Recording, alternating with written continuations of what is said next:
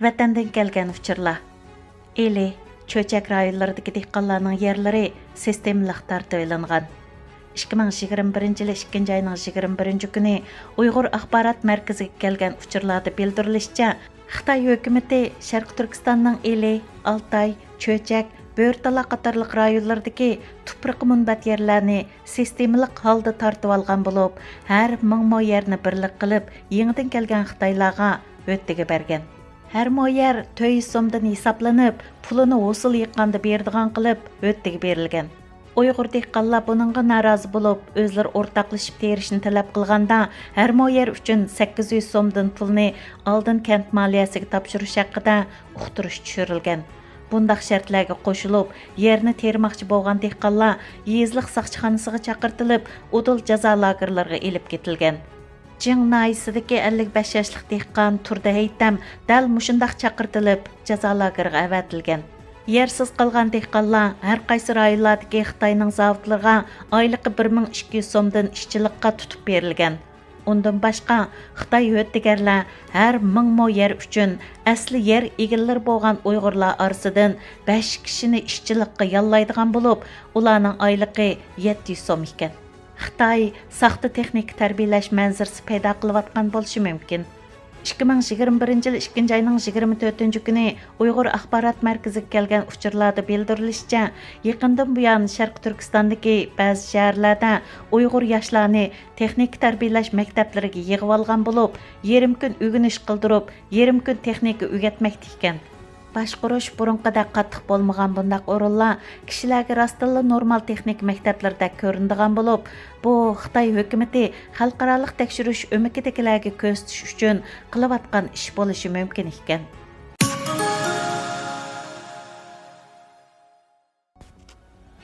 Yaponiyadagi 12 cho'ng shirkat Xitoydagi majburiy emgak chetishlik savdo kelishimini to'xtatdi. Yaponiya vaqti gazetining 22 fevraldagi xabariga asoslanganda, Yaponiyaning 12 cho'ng shirkati Sharq Turkiston rayonidagi Uyg'urlar va boshqa turkiy millatlarning majburiy emgakidan nafga erishayotgan Xitoy shirkatlari bilan bo'lgan savdo kelishimini to'xtatishni qaror qilgan. Amerika va Angliyaning Sharq Turkiston rayonidan kelgan paxta va boshqa mahsulotlarga import cheklamasi qo'yishi Yaponiya shirkatlarining ta'minlash zanjiridagi bu xil kishilik huquq dafsanchiligiga qarata tadbir qo'llanishga besim elib kelgan bo'lib, yaqinda aqllar amri tilga olgan 14 Yaponiya shirkatining 12si majbur emgak bilan shug'ullangan sheriklari bilan bo'lgan tijoratni to'xtatganligini yoki to'xtatishni o'ylashayotganligini o'tirib qo'ygan. Xabarda yana Toshiba shirkatining yil oxirigacha majbur emgak bilan shug'ullangan deb gumon qilingan bir shirkat bilan bo'lgan savdoni to'xtatganligi ko'rsatilgan. Kanada parlamenti Xitoyning Uyg'urlarga tutgan muomalasini irqiy qirg'inchilik deb jakarladi. Angliyadagi BBC xabarlar to'rining 23 fevraldagi xabariga qaraganda, Kanada Avam palatasi 0ga qarshi 266 ovoz bilan Xitoyning Uyg'ur va boshqa asonliq millatlarga qilgan muomalasini irqiy qirg'inchilik deb rasmiy e'lon qilgan. Bu qaror Kanadani Amerikadan qolsa Xitoyning irqiy qirg'inchilik qilayotganligini e'tirof qilgan ikkinchi davlatga aylantirgan. Xabarda yana parlament a'zolarining agar Xitoy hukumati irqiy qirg'inchilik ishini to'xtatmasa, 2022 yillik qishliq olimpik tanarkat musobaqasiga kanadalik tanarkatchilarning qatnashmaydiganligini bayon qilganligi tilga olingan. Xitoy töhmat orqali o'zini oqlamoqchi bo'ldi. Xitoyning Fransiya turishliq bosh elchixonasi 23 fevral bayonot e'lon qilib, Xitoy lagerda azobli kunlarni boshdan kechirgan Uyg'ur lager shoidi Gulbahar Xativachi xonimga töhmat chaplagan. Gulbahar Xativachi nurg'un medialarda guvohlik bergan va yaqinda Xitoy lagerining Qutulish nomli kitobini nashr qilib, Fransiyada kuchli inkos qo'zg'agan. Xitoyning Fransiya turishliq bosh elchixonasi o'zining organ tor betida bayonot e'lon qilish orqali Gulbahar xonimga yolg'onchilik, yolg'ondan pokit o'ydirish qatorliq turli tuman töhmat chaplab, o'z razilligini dunyo jamoatidan yo'shirmoqchi bo'lgan. Xitoy qarshi nafrat sadolari yangrayotgan, Xitoyning razilliklari to'xtamasdan pash qilinayotgan paytda Xitoyning bu tuhmatlari o'zining yolg'onchiligini texmi bak isbotlaydi xolos. Boris Johnson Uyg'ur qirg'inchiligi to'g'risidagi boyqut chaqirig'ini rad qildi. BBC xabarlar to'rining 24 fevraldagi xabariga qaraganda, Angliya bosh vaziri Boris Johnson Xitoyda o'tkazilgan 2022 yillik qishliq olimpik tanarkat musobaqasini boyqut qilish chaqirig'ini rad qilgan bo'lib, Angliya Olimpik jamiyati BOA bosh ministrining fikrini qo'llaydiganligini va Xitoyda o'tkazilgan qishliq olimpik tanarkat musobaqasini boyqut qilishning to'g'ri hal qilish chorasi emasligini bildirgan. Xabarda ko'rsatilishicha, Ed Davey Angliya Olimpik jamiyati va Meypla Olimpik tanarkat musobaqasining boshliqlaridan agar Xitoy hukumati lagerlarni taqimsa, tanarkatchilarni musobaqaga qatnashtirmaslikni talab qilgan. Xabarda yana 180 dan ortiq tashkilot va hukumatning 2022 yillik qishliq olimpik tanarkat musobaqasini boyqut qilishga chaqirganligi, shundaqla Dunyo Uyg'ur qurultiyining buni irqiy qirg'inchilik olimpiki deb ataganligi tilga olingan. Fransiya Xitoyning Uyg'urlarga qaratgan bostirishini aybladi. Fransiya 24 to'rining 24 fevraldagi xabariga asoslanganda, Fransiya tashqi ishlar ministri Jean-Yves Le Drian Xitoyning Uyg'urlar va boshqa asonliq millatga qaratgan bostirishini ayblagan.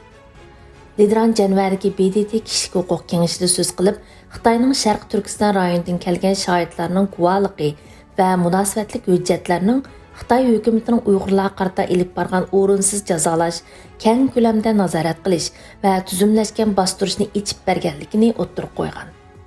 Kishilik huquq tashkilotlarining qarashicha, Le Drianning musulmon davlatlarning Xitoyning Uyg'urlarni bostirishiga sukut qilishini 2020 yillik kishilik huquqning zo'r darajada chekinishining bir misol sifatida tilga olganligi ko'rsatilgan.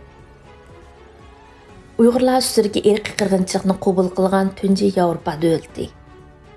Reuters agentligining 25 fevraldagi xabariga ko'ra, Gollandiya parlamenti 25 fevral chorshanba kuni Xitoyning Uyg'urlarga qarshi ishlayotgan jinoyatlarini irqiy qirg'inchilik deb qabul qilib, Uyg'ur irqiy qirg'inchiligini tunji bo'lib e'tirof qilgan Yevropa davlatlik sharafiga erishdi.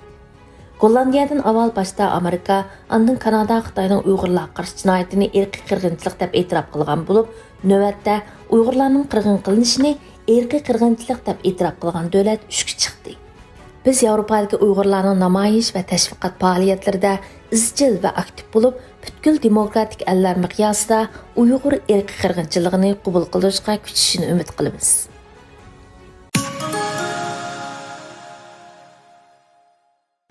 Erkinlik chempioni Naim Sulaymonoğlu.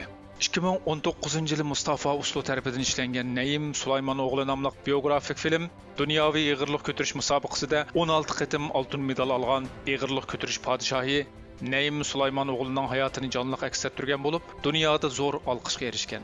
O'z sohasida 63 qitim dunyo rekordini uzib tashlagan Naim bu g'alabalar bilan yolg'iz turk millatiga sharaf keltirib qolmay, balki Bulg'ariyada irqiy qirg'inchilik ostida qolgan 2 million turkning sadosini xalqaro sahnalarga ko'tarib chiqib, bu qirg'inchilikning to'xtatilishiga sabab bo'lgan. Naim Sulaymonoğlu 1967 yılı Bulgariyaning Kirjali shahriga qarashli yezlardan birida dunyoga keladi. 9 yoshdan e'tiboran ig'irlik ko'tarib toniladi. Keyin Bulgariya milliy tanarkat o'mik tarkibida xalqaro musobaqalarga qatnashib, Bulgariya uchun oltin medallar olgandan keyin Bulgariya hukumati uchun to'liq e'tiborli shaxsga aylandi. Naim Bulg'ar milliy qahramoni sifatida tanishtirilib tashviq qilindi. Naimga mashina va nurg'un moddiy mukofotlar berildi. Bulgariyaning Kirjali va Razgrad shaharlarida turklarning nüfusi ko'p bo'lib, turklarga tarixiy o'chmanligi bo'lgan Bulg'ar hukumati diktator Fyodor Zhivkovning boshlig'ida Bulgariya turklariga bo'lgan cheklamalarni bag'ansiri chingitdi. 1984 yili Bulgariya hukumati Bulgariyani bir millatlik milliy davlat deb jakolab, turklarni assimilyatsiya qilish siyosatini qonunlashtirdi.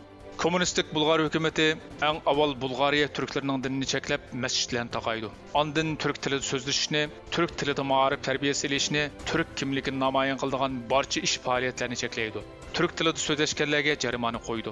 Hech bir sababsiz ravishda turk xalqini top bilan tutqun qilib, turmalarga tashlaydi. Turmalarga sog'lom holatda kirganlar türmeden chiqqanida yerimjon bo'lib chiqadi va bir turkumi turmadan chiqib uzun o'tmay o'lib ketadi. Bu ishlarni o'z ko'zi bilan ko'rgan Nayimning milliy ruhi nihoyat kuchli. Ammo yana Bulg'ar qahramoni sifatida yashashga majbur bo'ladi. Kommunist Bulg'ar hukumati yuqorqidek davlat terrori yurgizish bilan bir vaqtda Bulg'ariya tavasidagi hech bir turkning chet elga chiqishiga yo'l qo'ymaydi. Faqat Nayim Sulaymon o'g'lidek mashhur shaxslar Bulg'ar davlatining kuchli taqibi ostida chet elga chiqa oladi. Bulg'ar hukumati Nayim Sulaymon o'g'lini Bulg'ar hukumatining siyosatini maqtashga, Bulg'ar hukumatiga madhiya o'qishga, o'zining Bulg'ar davlatining sadoqatman fuqarosi ekanligini, Bulg'ar hukumatining davlatni adolat bilan idora qilayotganligini dunyoga jakolashga majburlaydi va buni qildirdi.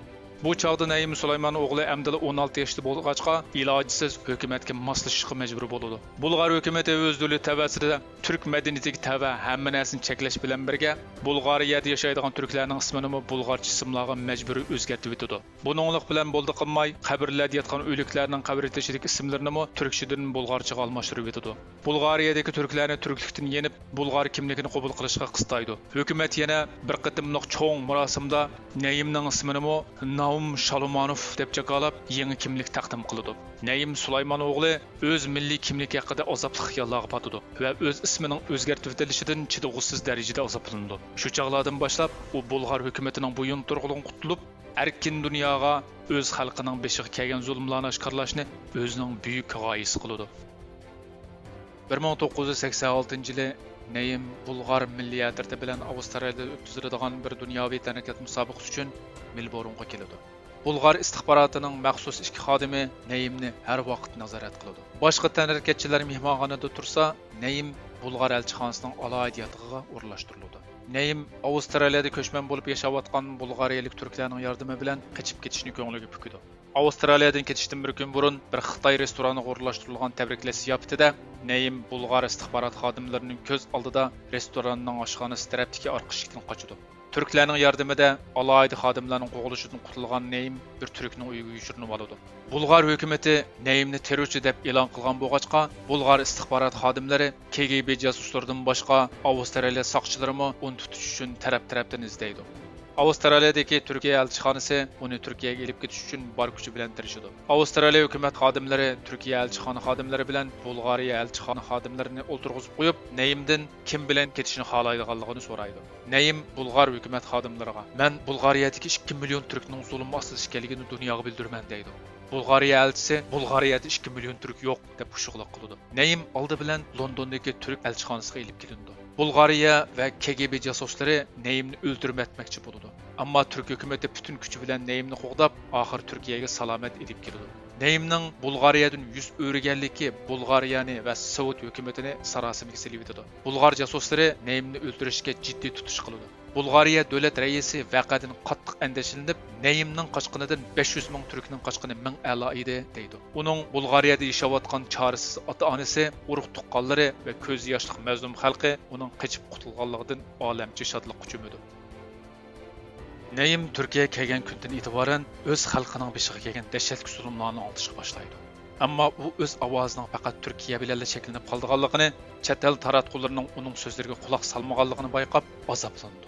U xalqining nidosini dunyo sahnasida og'iltish uchun Olimpik oltin medal olishga bel bog'laydi. 1988-yili Seul Olimpik musobaqasida qatnashgan Nayim Turkiya uchun chempionlikni qo'lga keltirib qolmay, balki necha turda dunyo rekordini buzib tashlab, dunyodagi dangliq jurnallar va gazetlarning bosh betiga chiqqan dangliq shaxsga aylandi. O'z umid qilgandek Birleşken Devletler Teşkilatı'da sözleş hukukiga erishgan Nayim har qaysi davlat vakillari oldida Bulg'ar hukumatining Turklarga salgan zulmlarini bor ovozi bilan jakarlab, butun dunyoning diqqatini bu irqiy qirg'inchilikqa qaratmoqchi bo'ldi. Nayim yig'inda qilgan so'zda: "Mening ismim Nayim Sulaymon o'g'li. Men Bulg'ariyada zulm ostida qolgan, ovozi o'chirilgan 2 million turk uchun nido qilaman. Bulg'ariya Kommunist partiyasi bizning ismlarimizni o'zgartirib etdi. Bizga zulm qildi. Bizning birdan-bir istikimiz dunyodagi boshqa xalqlarga o'xshash o'zimiz tug'ilib o'sgan yurtlarda o'z kimligimiz bilan erkin yashash huquqimizga erishishdir. Bulg'ariya Kommunist partiyasi agar bizning mushu asosli huquqlarimizga kapolat qilolmasa, chegirni ochsin. Xalqimiz Turkiya tuproqlariga ketsin. Men Nayim Sulaymon o'g'li. Bugun bundan keyin men olgan har bir medalning va buzgan har bir rekordimning oqisidan erkinlik deb vaqirayman. Men o'lsammi bu yo'ldan hargiz voz kechmayman" deydi. o'z oilasi, urug' tuqqanlari o'z hayoti bilan hisoblashmay, o'z xalqining boshiga kelgan zulmlarni butun kuchi bilan dunyoga anglatayotgan Naim Sulaymon o'g'lining tirishchanligi natijasida dunyo jamoatchiligi va dunyodagi ba'zi siyosiyonlar, liderlar Bulg'ariyani ayblaydi. Türk xalqi hatto hukumatning Bulg'ariyaga qurol kuch ishlatishini talab qiladi. Bulg'ariya prezidenti o'z davlatida turklarning yo'qligini, faqat musulmon bulg'arlarning borligini aytib, jinoyatidan tinib olmoqchi bo'ladi. Bulg'ariyadagi turklarga zulm qilindi degan fikrni rad qilib, buni Turkiyaning ta'tir tashviqoti deb ataydi. Kommunistik Bulg'ariyada yashayotgan turklarning jini tumshug'i kelib qolgan bo'lib, turk erlarining xohlagan tutqun qilinishi, turk qiz ayollarining bulg'ar soqchi askarlar tomonidan bosqinchilik uchrashi Bulg'ariyada odatdagi ish qo'yilib qolgan edi. Naim Birlashgan Davlatlar Tashkilotida so'zlab, 3 oydan keyin xalqaro jamiyatning kuchlik bisimiga bardoshlik berolmagan Bulg'ariya hukumatı chegirni yechib o'tishga majbur bo'ldi va qisqagina vaqt ichida 350 ming Bulg'ariya turklari Turkiyaga o'tib ketdi. Naimmo oilasidagilar bilan sog' salomat jam bo'ldi. O'z xalqining erkinligi va insoniyatning eng voz kechilmas insoniy haqlari uchun kurash qilgan Naim Sulaymon o'g'li 2017-yili 11-oyning 18-kuni 50 yoshida oramizdan ketdi. U hayot vaqtida doim Sharqi Turkiston uchun butun turk dunyosi o'rnidan dast turish kerak deb chaqiriq qiladi.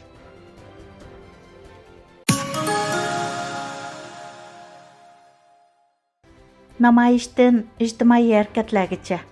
Tarixdan buyon ijtimoiy harakatlar tarixiy xarakterlik o'zgarishlarni maydonga keltirgan. Amerikaning 1960-yillardagi xalq huquq harakati, Hindistonning mustaqilligi, Sharqiy Yevropadagi ranglik inqiloblar, Arab bahori harakatlari hammasi mushu tipdagi xalq harakatlari bo'lib, ojiz ko'ringan xalqning kuchli hukmronlar ustidan qilgan g'alabasi hisoblanadi. Yuqorida tilga ilingan harakatlarda namoyish bir harakatning o't piltisi bo'lib, millionlagan kishilarning qatnashishi bilan xalq harakatiga yoki ijtimoiy harakatlarga aylangan. Bugungi kunda ijtimoiy taratqularning keng ko'lamda umumlashishi, ijtimoiy harakatlarning ko'lami va ta'sirini mislsiz zo'raytgan bo'lsa-mu, ba'zi harakatlar taraqqiy qilib, ko'zlagan maqsadga yetdi va talab qilgan o'zgarishlar maydonga keldi. Halbuki yana nurg'un namoyishlar va harakatlar zo'r ta'sir paydo qila olmay oxirlashdi. Biz g'albalik ilib berilgan va namoyishlardan ijtimoiy harakatlarga taraqqiy qilib, ko'zlagan o'zgarishlarni paydo qilgan harakatlarga qarasak, tövandagidek 5 bosqichning to'liq muhim ekanligini ko'rib yetalaymiz. Birinchi bosqich nima maqsadga yetmoqchi ekanligini aniq chakarlash. Namoyishda maqsadga yetish yoki ko'zlagan o'zgarishlarni maydonga keltirish uchun cho'qim maqsadni aniq o'ttirib qo'yish kerak. Yetmoqchi bo'lgan nishonni aniq o'ttirg'i qo'yish utuqliq elib berilgan harakatlarning hammasining o'rtaq alohidaligi bo'lib hisoblanadi. Gandining nishoni Angliyaning mustamlikasidan qutulib mustaqil bo'lish edi. Martin Luther Kingning aniq shuari qartalliklarning huquqi edi. Ranglik inqiloblarning maqsadi davlat boshliqlarini almashtirish edi. Yetkili bo'ladigan aniq maqsadlar yuqorqi harakatlarning utuqliq bo'lishidagi bir muhim omil edi. Agar maydonga keltirmoqchi bo'lgan o'zgarish aniq bo'lmasa yoki amaliyotga uyg'un bo'lmasa, harakat qancha zo'r bo'lsa-mu, qalaymiqanchilik ichida oxirlashadi. 2021-yilning beshida Amerika qurultay binosi oldidagi namoyishda kishilarning noroziligi kuchli bo'lsa-mu, ko'rmoqchi bo'lgan o'zgarishlarni ko'rish u yoqda tursin, quturgan namoyishchilar qurultay binosiga besib kirib, Amerika tarixidagi eng sharmanda harakatning biriga aylanib qoldi. Namoyishchilarning yetmoqchi bo'lgan maqsadi aniqsiz yoki amaliyotga uyg'un emas edi.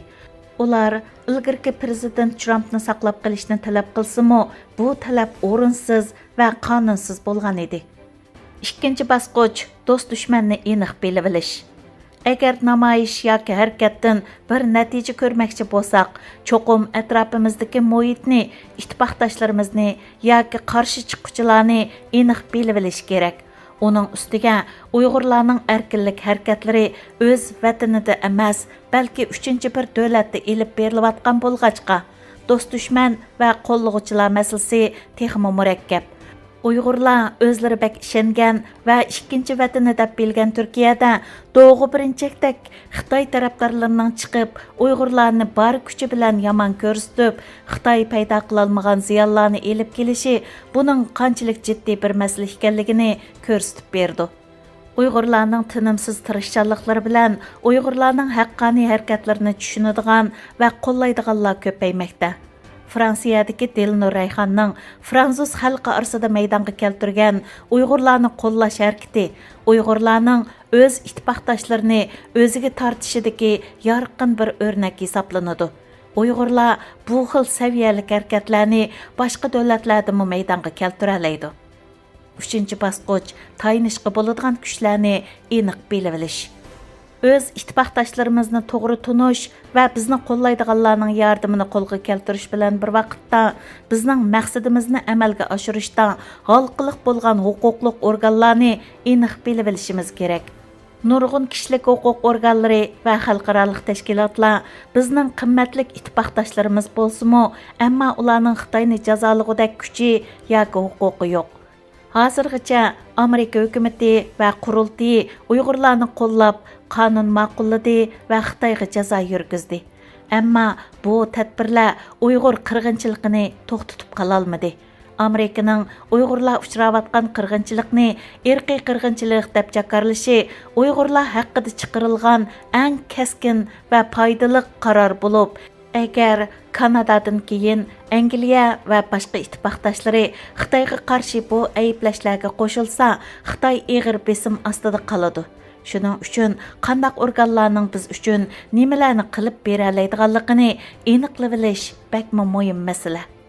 4-bosqich diqqatni tortadigan ish bilan dushmanni chorasiz ahvolga tushirish. Namoyish orqali Xitoydan vatanimizni tortib olg'il bo'lmaydiganligini hammamiz aniq bilamiz. Bizning Xitoyga bo'lgan g'azabimiz bizni bir yerga to'play oladi va qo'zg'ata oladi. Ammo umidsiz g'azab bizni vayronchilikqa boshlaydi. Shunga Xitoyga qarshi harakatda to'liq taktikalik va aqlliq bo'lishimiz to'liq muhim. Eng utuqliq bo'lgan harakatlarning nishonlari to'liq kichik, yetkili bo'ladigan qilib tanlangan. Gandhi xalqni Angliyaga qarshi harakatga yetaklaganda ishni tuz bejiga qarshi turishdan boshlagan edi. Ammo oxiri xalq harakati ulg'ayib, Hindistonning mustaqilligi qo'lga keldi. Növbətdə Uyğurlar təsəvvür qılğısız zulm və nağçılıq ostida turmaqda. Türkiye'den başlanğan Ailəm qayerdə hərəkəti Uyğur azadlıq hərəkətidəki ən təsir payda qıladigan ictimai hərəkət olub qelishi mümkün. Milyonlagan xalqımızның jazo lagerlərində qırğın qılınışını adətdəki adamlar təsəvvür qıla almaslığı mümkün. Ammo urug' tuqqanlarning rasmini ko'tarib namoyish qilayotganlar har yerda kishilarning hissdoshligiga erishib haqqoniyat sadolarining kuchayishiga turtki bo'ladi. Uning ustiga bu harakat demokratik davlatlarning Uyg'urlar uchrayotgan zulmning xarakterini irqiy qirg'inchilik deb jakarlashi bilan mos qadamlik bo'lib mang'alisa, biz kutgandan zo'r natijalar maydonga kelishi muqarrar. Çoğun siyasi şuarlar ve nişanlar chet el puhralarini qo'zg'ata olmaydi. Ammo bir ailening fojiasi kishilarning qalbida zo'r davolg'ush paydo qila oladi. 5-bosqich g'albini saqlab qoladigan plan tuzish. Harakatning yoki inqilobning g'albi mevasini saqlab qilish biz uchun hayotimizdek muhim bo'lib, bu jihatda bizning tarixiy saboqlarimiz to'lib teshib turibdi.